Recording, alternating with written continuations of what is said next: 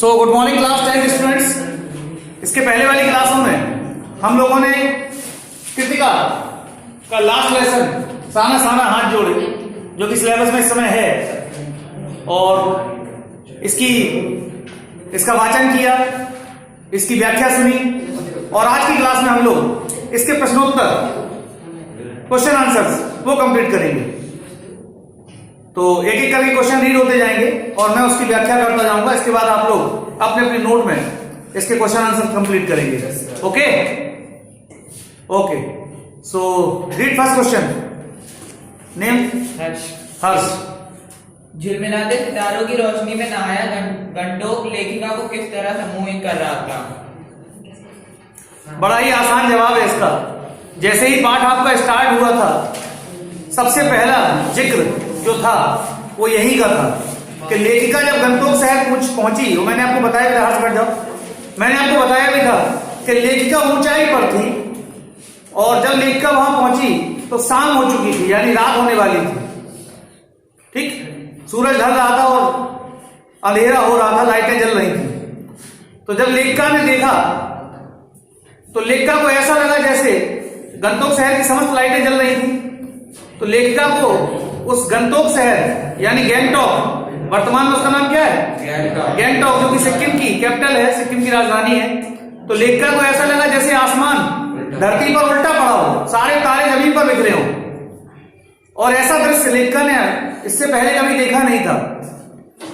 ठीक है, तो उसके हृदय में एक अलौकिक प्रकाशमान हो गया, प्रकाशित हो गया। वह अतीन्द्रियता में खो गई, उसकी इंद्रियां काम करना बंद कर गई, उसे साक्षात स्वर्ग की अनुभूति होने लगी। हो गया फर्स्ट क्वेश्चन का जवाब। अगर किसी के मन में कोई डाउट है तो क्लियर कर लीजिए। अभी है किसी के मन में कोई डाउट? इसको बना के लिखेंगे आंसर। इस प्रश्न का उत्तर आप लोग क्या करेंगे, थोड़ा सा बना के लिखेंगे। ठीक है, किस तरह सम्मोहित कर रहा था पाठ के अनुसार आप देख लेना, थोड़ा पाठ की हेल्प ले लेना, आप सबको आ जाएगा ये। अगर किसी के मन में कोई डाउट है तो आप क्लियर कर लीजिए अभी ऑफलाइन। Any doubt? हर्ष जोर से बोलो। ओके, ऑनलाइन डाउट है तो तुरंत लिख के भेज दीजिए। ओके, तो हम लोग पढ़ते हैं सेकंड क्वेश्चन की तरफ। ठीक है, so second question, Divya read second question. Gangtok को मेहनतकश बादशाहों का शहर क्यों कहा गया? देखिए, मैंने जब व्याख्या की थी तब भी आपको बताया था गंतोक को मेहनतकश बादशाहों का शहर क्यों कहा गया है। क्योंकि गंतोक शहर को, सबसे पहले तो गंतोक शहर के बारे में थोड़ा सा जान लीजिए। गंतोक शहर आजकल का कौन सा शहर है? गैंगटॉक। ठीक है, वर्तमान में सिक्किम की राजधानी है और ये एक ऐतिहासिक नगर है। ऐतिहासिक नगर मतलब इतिहास से संबंध रखने वाला। ठीक है, ये नगर कैसा है? एक ऐतिहासिक नगर है। ठीक, और इस नगर को, हालांकि जब ऐतिहासिक नगर है तो इस नगर पे पहले राजा महाराजाओं का शासन था, डेमोक्रेसी नहीं थी। ठीक है, मोनार्की सिस्टम था। तो इस शहर को बसाने में, ध्यान सुनना, इस शहर को बसाने में लोगों ने अपार श्रम किया है, अटूट मेहनत की है। ठीक है, तब उनकी मेहनत के फलस्वरूप कहीं यह शहर बसा और आज हमारे सामने है और आज हम लोग इसके बारे में पढ़ रहे हैं। ठीक है, तो इसीलिए गंतोक शहर को मेहनतकश बादशाहों का शहर कहते हैं। ठीक है, वो बात अलग है कि राजा महाराजाओं ने बनवाया होगा, लेकिन बनाया तो किसने होगा? लोगों ने। ठीक है, वहीं के आसपास जो लोग रहते होंगे वही लोगों ने उसमें श्रम किया होगा, मेहनत की होगी। ठीक, तो चूंकि उन्होंने इस शहर को अपने बड़े ही मेहनत और श्रम से बसाया था, बनाया था, इसलिए गंतोक को मेहनतकश बादशाहों का शहर कहते हैं।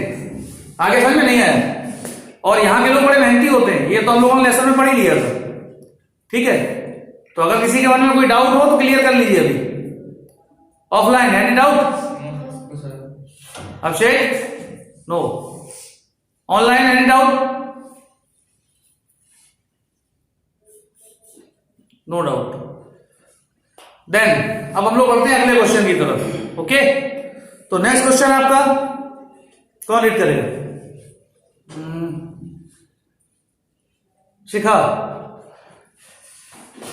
कभी श्वेत तो कभी रंगीन, थोड़ा जोर से बोलो बेटा। कभी श्वेत तो कभी रंगीन पताकाओं का फहराना क्यों अलग अलग अवसरों की ओर संकेत करता है? बड़ा ही अच्छा जवाब है इसका। जब हम लोग व्याख्या कर रहे थे तब मैंने बताया भी था, इसको पॉइंट आउट भी कराया था आप लोगों से, क्या इसको पॉइंट आउट कर लीजिए, क्वेश्चन में आएगा ये, ठीक है, मैंने बताया था आपको। तो श्वेत पताकाएं कब फहराई जाती थी? जब किसी बुद्धिस्ट की मृत्यु हो जाती थी, और उन पताकाओं को तब तक नहीं उतारा जाता था जब तक कि वो अपने आप नष्ट ना हो जाए। और रंगीन पताकाएं कब फहराई जाती थी? किसी भी नए कार्य की शुरुआत में, ठीक है, और किसी नए कार्य के प्रारंभ में या किसी धार्मिक आयोजन में और शुभ अवसरों पर रंगीन पताकाएं फहराई जाती थी। थोड़ा सा और बढ़ा के लिखेंगे, वहां बुद्ध धर्म का प्रचलन था, बौद्ध धर्म को मानने वाले लोग अधिक थे, ठीक है। बुद्धिस्ट की मृत्यु हो जाने पर श्वेत पताकाएं फहराई जाती थी और उन पताकाओं को, ठीक है, तब तक नहीं उतारा नहीं जाता था, वह स्वयं ही नष्ट हो जाती थी। और जब भी किसी नए कार्य की शुरुआत होती थी या किसी शुभ कार्य की शुरुआत होती थी तब रंग बिरंगी पताकाएं फहराई जाती थी।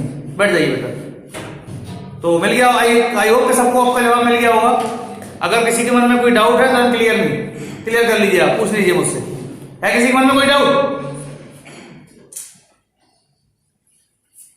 Online any doubt? No doubt, okay, आगे बढ़ते हैं, नेक्स्ट क्वेश्चन की तरफ बढ़ते हैं। Vishesh, read next question. Jitendra Darvi ने लेखिका को सिक्किम की प्रगति, वहां की भौगोलिक स्थिति एवं जनजीवन के बारे में क्या महत्वपूर्ण जानकारियां दी?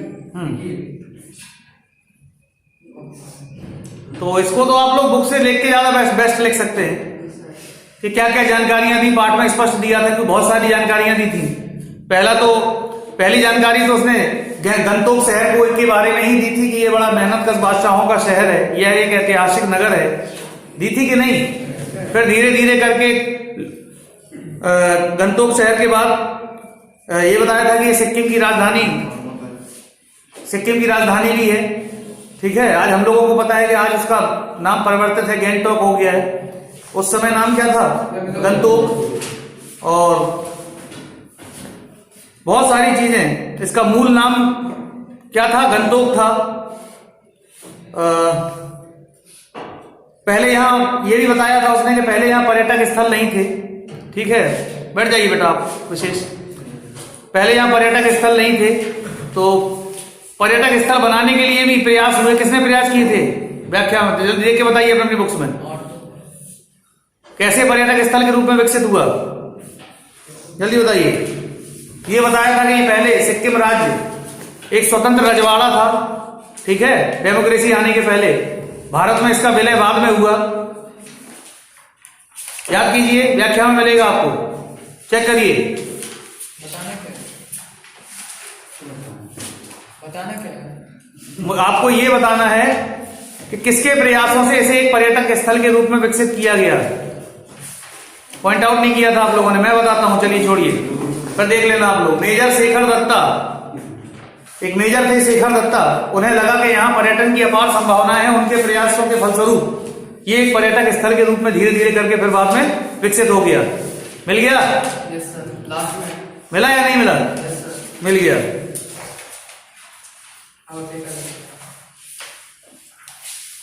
यहाँ के निवासी बड़े, थोड़ा सा ये भी लिखेंगे, यहाँ के निवासी बड़े ही मेहनती और सीधे साधे भोले भाले होते हैं। और जब ये लोग अपने आप को भारत का बताते हैं तो बड़ा गर्व महसूस करते हैं, आई एम इंडियन, ठीक है। ये भी मिलेगा आपको, इसका भी जिक्र आपको दर्शाना होगा।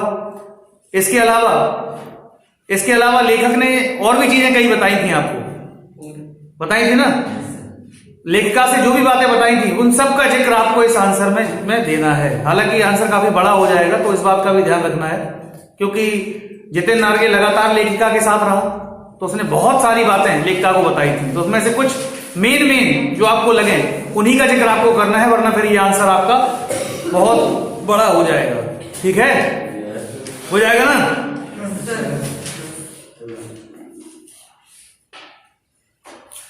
ये भी बताया था कि यहाँ के लोगों की आर्थिक स्थिति उतनी अधिक स्ट्रांग नहीं है, ठीक है, आर्थिक दृष्टि से यहाँ के लोग कमजोर हैं। लेकिन कमजोर होने के बावजूद वो बहुत मेहनती होते हैं। और इसको लेखिका ने अनुभव भी किया जब लेखिका ने मातृत्व और श्रम साधना को एक साथ देखा। ठीक है, जब उन्होंने एक पत्थर तोड़ती स्त्री को देखा जो कि अपने बच्चे को लिए हुई थी साथ में, तो लेखिका ने पहली बार ये देखा कि मातृत्व और श्रम साधना एक साथ। तब लेखिका को ये विश्वास हो गया कि जितेंद्र नार्गे ने जितनी बातें बताई थी वो सारी बातें कैसी थी, सही थी, सच थी। तो इस तरह से ये आंसर बनेगा आपका। तो कोई डाउट है क्या क्लास? जोर से बोलो। Okay, online any doubt? No doubt. तो हम लोग आगे बढ़ते हैं अगले क्वेश्चन की तरफ। तो अब आता है इसके बाद क्वेश्चन नंबर आपका 5th। लॉन्ग स्टॉक में घूमते हुए चक्र को देखकर लेखिका को पूरे भारत की आत्मा एक जैसी क्यों लगी? ये वही धर्म चक्र है। जब लेखिका ने पूछा था ये क्या है, तो जितेंद्र नार्गे ने बताया था मैडम ये धर्म चक्र है, इसको घुमाने से सारे पाप नष्ट हो जाते हैं। ठीक है, क्योंकि लेखिका ने पूरे भारत का भ्रमण किया था, लेखिका पूरे भारत के बारे में जानती थी। तो जब जितेंद्र नार्गे ने ये बताया लेखिका को कि इस धर्म चक्र को घुमाने से सारे पाप नष्ट हो जाते हैं, तो लेखिका को लगा कि संपूर्ण भारत की आत्मा एक जैसी है। क्यों लगा? क्योंकि धार्मिक अंधविश्वास, चाहे वो पहाड़ी क्षेत्र हो चाहे वह मैदानी क्षेत्र हो, ठीक है, धार्मिक संकीर्णता, धार्मिक अंधविश्वास संपूर्ण भारत में एक समान है। इसलिए लेखिका को लगा कि संपूर्ण भारत की आत्मा एक जैसी है। चाहे आप मैदानी इलाकों में चले जाइए, चाहे आप पहाड़ी क्षेत्रों में चले जाइए। ठीक है, लेखिका ने मन में सोची थी, ये बात कही नहीं थी। ठीक है, लेखिका ने सिर्फ इस बात को अपने मन में विचार किया था कि संपूर्ण भारत की आत्मा कैसी है, एक जैसी है। यानी धर्म के संबंध में जो भी अंधविश्वास हैं वो सब एक समान है। भाई किसी चक्र को घुमाने से पाप कैसे नष्ट हो सकते हैं? ऐसा लेखिका ने मन में विचार किया था पाठ के अनुसार। तो आ जाएगा ना इसका जवाब सबको? किसी के मन में कोई डाउट हो तो बताइए अभी। ओके, तो आगे बढ़े हम लोग। अब हम लोग ओके, तो हम लोग आगे बढ़ते हैं क्वेश्चन नंबर 6 की तरफ। क्वेश्चन नंबर 6 रीड करो बेटा। नेम? अंकुश पटेल। रीड करिए। जितेंद्र नार्गे की गाइड की भूमिका के बारे में विचार करते हुए लिखिए कि एक कुशल गाइड में क्या गुण होते हैं। तो गाइड के बारे में मैंने आपको बताया था कि गाइड होता क्या है, पहले तो ये समझ लीजिए। ठीक है, क्या होता है गाइड? कोई बताएगा मुझे? Any student?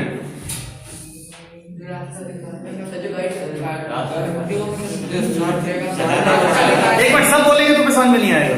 कोई एक बताइए, वरना मैं बताता हूँ। तो एक कुशल गाइड में जो गुण होते हैं वो सब जितेंद्र नार्गे में थे। सबसे पहले वो जिस क्षेत्र का गाइड है, ठीक है, वह जिस क्षेत्र का गाइड है उसे उस क्षेत्र की संपूर्ण जानकारी होनी चाहिए, जो कि जितेंद्र नार्गे के पास थी। ठीक है, नहीं थी? अच्छा, दूसरा, उसकी वाणी सौम्य, एक कुशल गाइड की वाणी सौम्य और प्रभावशाली होनी चाहिए। नहीं होनी चाहिए? सौम्य मतलब अगर वो अपने किसी पर्यटक से अगर बात कर रहा है और थोड़ा सा अड़ियल लोग अपनाएगा तो कोई पर्यटक उसके साथ जाएगा? नहीं जाएगा। तो वाणी कैसी होनी चाहिए? सौम्य होनी चाहिए। ये सारे गुण किसमें थे? जितेंद्र नार्गे में थे। प्रभावशाली भी थी। उसकी वाणी कैसी थी? सौम्य थी और प्रभावशाली थी, यानी सामने वाले को उसकी वाणी क्या करती थी? आकर्षित करती थी, जो कि जितेंद्र नार्गे में थी। तीसरा गुण क्या होना चाहिए कुशल गाइड में? एक कुशल गाइड में ईमानदारी का गुण होना चाहिए। कैसा गुण होना चाहिए? ईमानदारी का गुण होना चाहिए। क्यों होना चाहिए? पता चले जो पर्यटक उसके साथ गए हैं उन्हीं को लूट के भाग गया तो क्या कर लोगे? भाई आपको तो किसी पर्यटक मजलीस क्या होता है जो अनजान होते हैं उस क्षेत्र से, उनको परेशान किया। तो जितेंद्र नार्गे एक ईमानदार व्यक्ति था। कैसा था? ईमानदार। तो अच्छा, और क्या गुण होना चाहिए? अब आप लोग बताइए। चलिए 3-4 गुण मैंने बता दिए, कोई एक आध गुण आप बताइए। कोई भी एक आध गुण बताइए, आकांक्षा से पूछते हैं। अच्छा 1 सेकेंड, तब तक आप लोग विचार कर लीजिए। ठीक है, तब तक आप लोग क्या करिए? विचार कर लीजिए।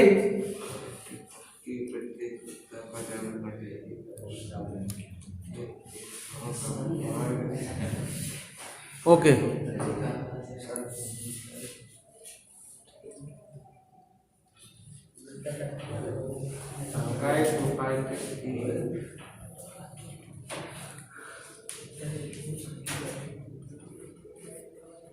वन सेकेंड बेटा,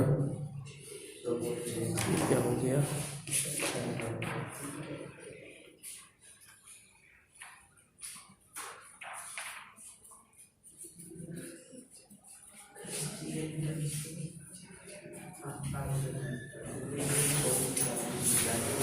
ओके, आगे बढ़ते हैं हम लोग, आगे बढ़ते हैं। एक बुद्धिमान होना चाहिए सर। हाँ किसी भी बात को समझाना। बिल्कुल सही। समस्त प्रश्नों के उत्तर स्पष्टवादी होना चाहिए। समस्त प्रश्नों के उत्तर यानी उस क्षेत्र से संबंधित सारी चीजों की जानकारी के साथ साथ उसको समस्त प्रश्नों के उत्तर भी ज्ञात होने चाहिए। भाई पर्यटक आएंगे तो प्रश्न भी पूछेंगे, कौन राजा थे तो कौन राजा थे, तो ये आंसर आपका इसमें जुड़ जाएगा, उसी में जुड़ जाएगा, उसी के साथ ऐड हो जाएगा कि उसको संपूर्ण क्षेत्र की जानकारी होनी चाहिए। और जितेंद्र नागे के अंदर एक और गुण भी था साथ साथ, ठीक है, उसके अंदर ये गुण था कि वह एक कुशल गाइड होने के साथ साथ ड्राइवर भी था, वो ड्राइविंग भी कर लेता था, ठीक है। और एक कुशल गाइड में अपनी बातों को इस तरह से कहना चाहिए कि सामने वाला उसकी ओर आकर्षित हो, मतलब क्षेत्रों के बारे में जानकारी उपलब्ध होगी और उसको इस तरह से बताए कि जो पर्यटक हैं, ध्यान सुनना, वो उस ओर जाने की ओर आकर्षित हो जाएं। भाई घूमने की कई जगह होती है, एक दो नहीं होती, तो पर्यटकों को दूसरे क्षेत्र की को इस तरह से बताया जाए कि पर्यटक कहें कि नहीं हमको वहां भी ले चलो। आगे समझ सबको नहीं आया? तो इतने सारे गुण, इसके अलावा और आपको लगता हो कोई और भी गुण एक कुशल गाइड में होने चाहिए? सर कई भाषाओं का ज्ञान था, जिस पर्यटक जैसी भाषा बोलते थे उन्हीं की भाषा। बिल्कुल सही जवाब, बहुत बढ़िया जवाब है ये। एक कुशल गाइड में को कई प्रकार की भाषाओं का ज्ञान अगर हो तो फिर ये सोने पे सुहागा का काम करता है। क्यों? क्योंकि जो पर्यटक आते हैं, ध्यान सुनना, वो किसी भी क्षेत्र से आ सकते हैं, और जब दूसरे क्षेत्र से आए हुए जो लोग पर्यटक होते हैं उनसे जब आप उन्हीं की भाषा में बात करते हैं तो पर्यटकों को एक अपनापन महसूस होता है, जो कि जितेंद्र नागे के अंदर था। जितेंद्र नागे भी 2-3 भाषाओं का ज्ञान रखता था, उसको नेपाली भाषा भी आती थी, ठीक है, तो पर्यटक उससे ज्यादा आकर्षित हो जाते थे, ठीक है। इसके अलावा और कोई? प्रत्येक सुविधा का ध्यान रखना। हाँ, एक कुशल गाइड में अपने पर्यटकों की सुविधा, सुख सुविधा का भी ध्यान रखना चाहिए, ठीक है। ये नहीं कि पर्यटक परेशान हो रहे हैं फिर दोबारा कभी वो आएंगे तो किसी को सजेस्ट नहीं करेंगे कि आप उस गाइड को कर लीजिए। अगर वो खुश हो गए पर्यटक तो जब भी कोई आएगा उनका तो उससे कहेंगे कि आप चले जाइए उस क्षेत्र को घूमना है आपको, तो वो क्या कहेंगे, जाइए वहां पर, ये नंबर है, इस गाइड से मिल लेना, वो आपको सब चीजें दिखा देगा, घुमा देगा, ठीक है। तो ये सारी चीजें एक अच्छे और कुशल गाइड में होनी चाहिए, जो कि जितेंद्र नागे में थी। इसके अलावा अगर आपको लगता है कि कोई चीज मुझसे मिस हो गई है तो उसको भी आप लिख सकते हैं, ठीक है। और पूछना है किसी को कुछ? तो हम लोग आगे बढ़े अगले क्वेश्चन की तरफ।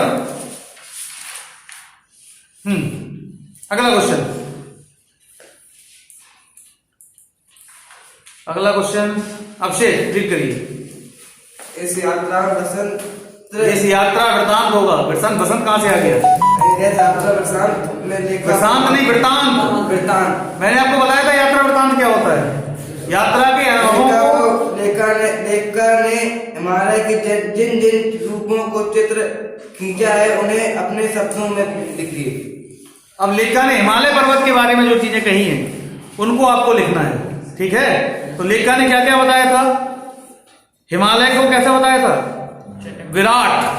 हिमालय का स्वरूप कैसा है? विराट है। और हिमालय को किसकी संज्ञा दी थी? नगपति की संज्ञा दी थी। किसकी दी थी?